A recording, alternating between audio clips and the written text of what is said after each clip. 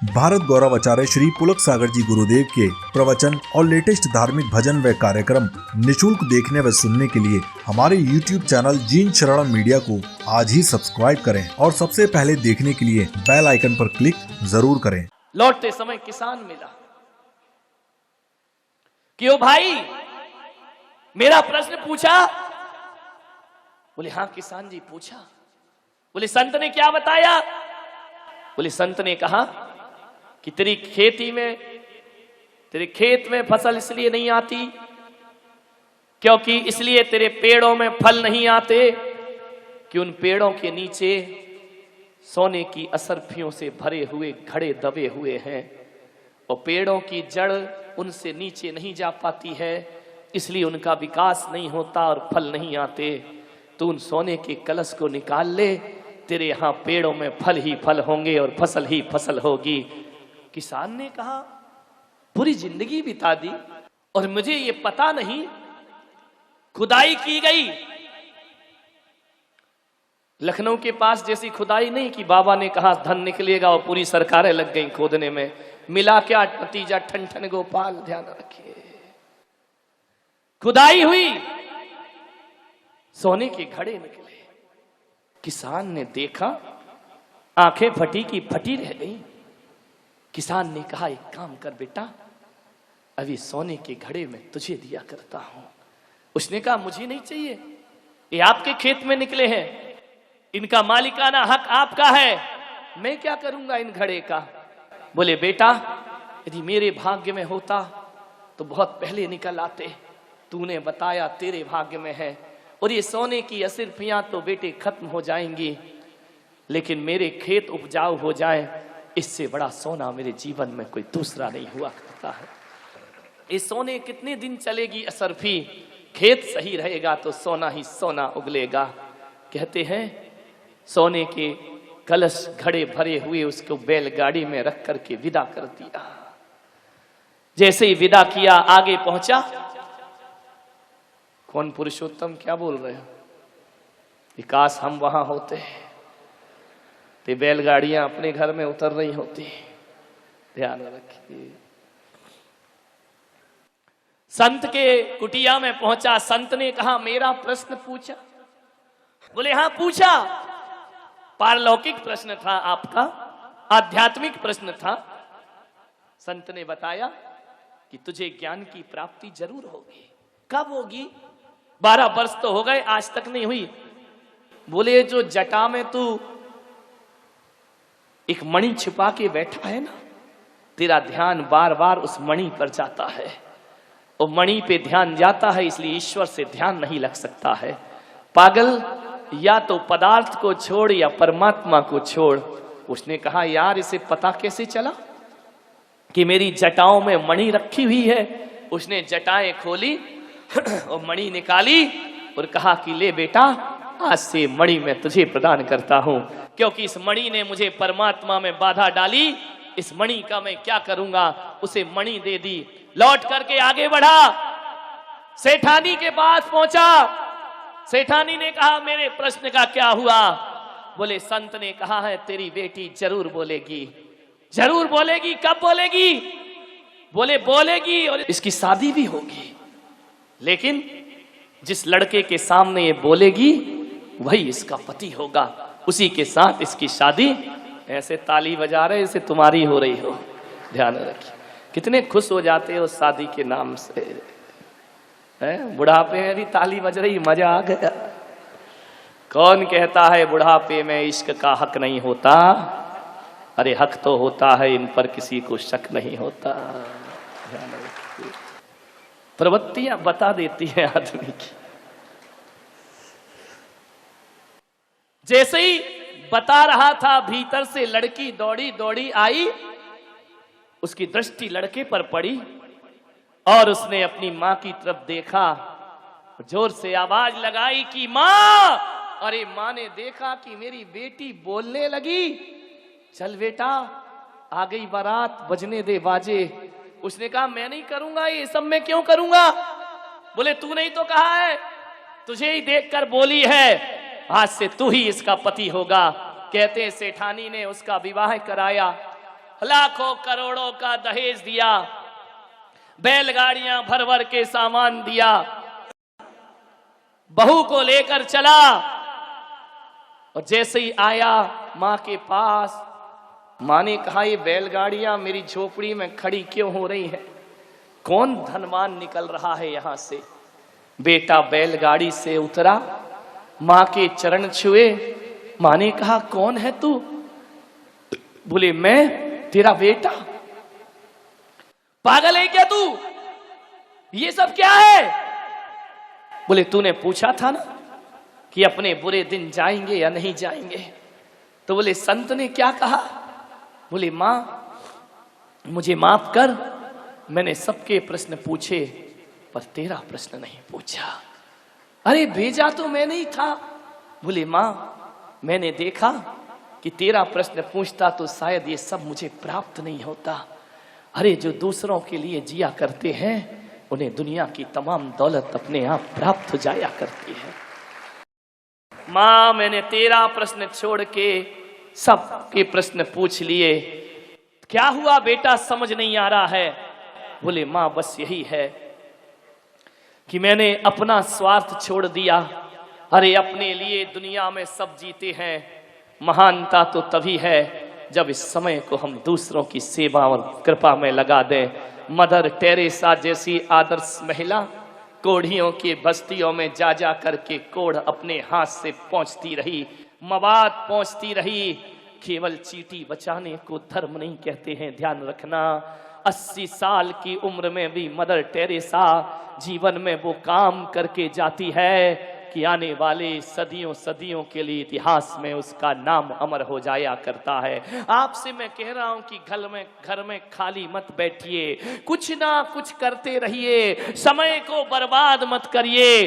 केवल ख्वाब देखने में समय मत लगाओ, लंबी लंबी 1000 बातें सोचने में समय मत लगाओ। अरे छोटा सा भी एक काम करो तो जीवन सार्थक और सफल हो जाया करता है।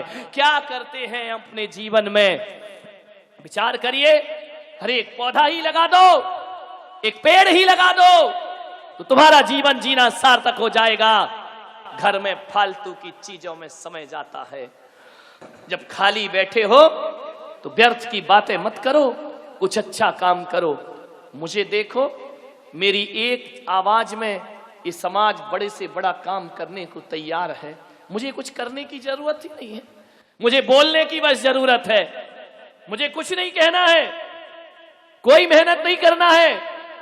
मैं रोज कमरे में बैठकर भी खाऊं तो समाज मुझे रोटी देने को तैयार है।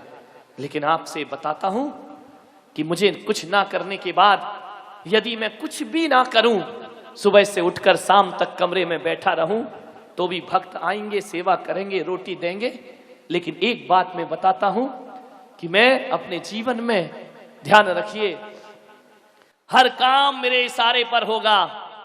एक बात यदि किसी भक्त को बोल दूं, अरे संजीवनी लाने को बोलूं, तो भक्त मेरे ऐसे हैं कि हिमालय उठा करके ला सकते हैं, इतना काम ये कर सकते हैं। लेकिन फिर भी मुझे कुछ करने की जरूरत नहीं है।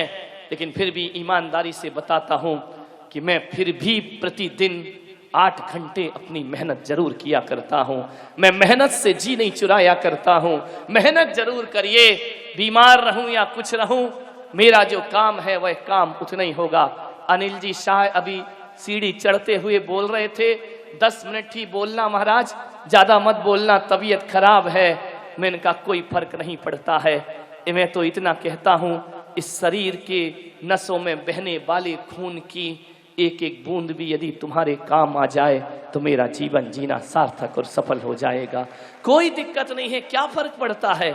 अब मैं 10 मिनट बोल के चला जाता, 1 घंटे बोल गया, इसका मतलब पावर तो मेरे पास है। आदमी अपनी शक्तियों को छिपा करके जिया करता है, नहीं, शक्तियों को मत छिपाइए, कुछ ना कुछ काम करते रहिए। ध्यान रखिए, आज दुनिया को धर्म योगी की नहीं, आज दुनिया को कर्म योगियों की जरूरत हुआ करती है। लोग मुझसे पूछते हैं महाराज आपके प्रवचन सुनने लोग क्यों आते हैं? अरे ऐसे ही नहीं आते हैं, मेहनत करता हूं, चिंतन करता हूं, विचार बनाता हूं, संकलन होता है, तब जाकर के कोई अच्छे प्रवचन तैयार हुआ करते हैं। हर चीज में मेहनत लगा करती है। बिना बिना मेहनत के दुनिया में कुछ नहीं होता। मान्यवर, तुम्हें लग रहा होगा कि मैं बीमारी के बाद भी बोल रहा हूं, लेकिन मैं आपसे कह रहा हूं, मेहनत करने के बाद जो मुझे आप सबकी प्रसन्नता मिलती है, मुझे इतना संतोष होता है। अरे बेईमानी में वो संतोष नहीं होता जो मेहनत करके प्राप्त करो तो संतोष की प्राप्ति हो। संतोष ही तो धन है। पूजा करने के बाद संतुष्टि ना मिली, माला फेरने के बाद संतुष्टि ना मिली, स्वाध्याय करने के बाद संतुष्टि ना मिली, किस काम का वह धर्म हुआ करता है? आत्म संतोष से भर जाइए। जिस दिन माला अच्छे से फिर जाती है ना, दिमाग का बोझ हल्का हो जाता है। ऐसा लगता है कि आज हमने कुछ अच्छा काम अपने जीवन में किया है। गमों की आग पर आंसू उबाल कर देखो, गमों की आग पर आंसू उबाल कर देखो, बनेंगे रंग किसी पर भी डाल कर देखो, वो तुम्हारे दिल की चुभन जरूर कम होगी, किसी के पांव से कांटा निकाल कर देखो। ध्यान रखिए, किसी का भला कर सको। जरूरी नहीं कि हम पैसों से ही भला करें, हम श्रमदान देकर भी भला कर सकते हैं। बस उसी भलाई का एक स्वप्न देख करके जीता हूं। मैंने भी एक संकल्प लिया है कि जिस समाज की घी लगी रोटी मैंने खाई है, जिस समाज ने मुझे ऐसा खिलाया है कि जितने प्यार से समाज अपने बच्चे को नहीं खिलाती, उससे ज्यादा प्यार से माताएं बहनाएं अपने संत को खिलाया करती हैं। जितने पकवान घर में नहीं बनाती, उतने संत के लिए चौके में बना करके तैयार रखा करती हैं। एक बात ध्यान रखो, इतना बनाने के बाद यदि संत आहार में हाथ पीछे खींच ले तो मेरी समाज की महिलाएं वो होती हैं। अरे और लोग तो ऐसे होते हैं जो खाने के लिए आंसू बहाते हैं, लेकिन मेरा जैन समाज खिलाने के लिए आंसू बहाया करता है। ध्यान रखिए, संत आहार ना ले छल छला जाती हैं आंखें। आज हम अभागे हैं कि संत ने हमारे हाथ से एक गिलास भोजन नहीं लिया। अंतराय हो जाए चौके में तो इतना दुख होता है, इतना दुख होता है। आचार्य पद्मनंदी कहते हैं, पद्मनंदी पंचविंशतिका में, कि जिस घर से साधु भूखा लौट जाता है उस श्रावक को इतना दुख होता है जैसे बच्चे की मौत पर उसे शोक हुआ करता है। साधु भूखा लौट जाए हमारे दर से। मान्यवर, ऐसी समाज में हम पैदा हुए हैं। लोक मंगल की भावनाएं अपने अंदर जागृत करिए। मेहनत से जी मत चुराओ, खाली मत बैठो। कुछ नहीं हो रहा है, पेन उठाओ, पेंसिल उठाओ, चित्र ही बनाते रहो, पेंटिंग करते रहो। एक बात ध्यान रखना, जो चावल चढ़ाते हो, उदक चंदन बोलते हो मंदिर में, पूजा पाठ करते हो मंदिरों में, मैं कहता हूं बोलते तो उदक चंदन हो लेकिन मन कहीं और चला जाया करता है। मैं तो कहता हूं कि चावल से भी ज्यादा कार्यकारी होता है। घर में रोज नियम ले लीजिए कि आज हम एक तीर्थंकर के लिए 2 लाइन जरूर लिखेंगे। ध्यान रखिए, मैं कहता हूं वो तुम्हारी मंदिरों की पूजा से भी बड़ी पूजा होगी। वरना मंदिरों की पूजाएं तो कहती हैं जय जय नाथ परम गुरु होए और लड़का मांगे लड़की होए, इसके अलावा कुछ नहीं होता है। आपसे निवेदन, 2 लाइन जरूर लिखे। चिंतक बनो। भगवान को अच्छी भाषा नहीं चाहिए, भगवान को व्याकरण नहीं चाहिए, भगवान को अलंकार नहीं चाहिए, भगवान को तो भावना ही चाहिए। 2 लाइन लिखो। पद्य नहीं आता कोई बात नहीं, एक चिट्ठी तो लिख सकते हो ना। मैं कहता हूं बड़ी बड़ी पूजाओं से भी बड़ा होगा। ईश्वर को जब हम चिट्ठी लिखते हैं तो द्रव्य जगत में ही नहीं, भाव जगत में भी हम भगवान के साथ रहा करते हैं। मन वचन काय तीनों लग जाते हैं। एक खत रोज लिखिए, एक अच्छी बात अपनी डायरी में रोज लिखो। ध्यान रखना, मीरा क्या करती थी? एक भजन रोज लिखा करती थी, एक भजन रोज गाया करती थी। नया नया भजन। वो अनपढ़ मीरा, इसने कभी स्कूल नहीं देखा, जिसे साइन करना नहीं आते थे। सोचो, उस अनपढ़ मीरा के भजनों पर पढ़े लिखे लोग पीएचडी किया करते हैं। ध्यान रखिए, उसे शोध का विषय बनाया करते हैं। आपसे मेरा निवेदन है, कुछ ना कुछ करते रहो। समय को व्यर्थ में बर्बाद मत करिए, जीवन को धार देते रहो। लकड़हारा यदि रोज कुल्हाड़ी में धार नहीं देगा तो आज जो 20 लकड़ी कटी है कल 10 ही कट पाएंगी, फिर 5 कट पाएंगी। लेकिन रोज धार देगा तो लकड़ियां उसकी बराबर कटते चली जाती हैं। चिंतन को धार देते रहो, सृजनशील बनो, विध्वंसक ना बनो। महिलाएं यदि सास बहू में झगड़ा होता है, सासू बहू क्या करे, कमरे में जाए, गाली गलौज करने से अच्छा, एक दूसरे को भला बुरा कहने से अच्छा भगवान को एक पत्र लिख दे अपने हाथ से, भगवान के नाम एक खत लिखे, चिट्ठी लिखे, प्रभु के नाम, गुरु के नाम एक चिट्ठी लिखे, जीवन तुम्हारा सार्थक होगा। चिंतक बनो, सृजनशील बनो।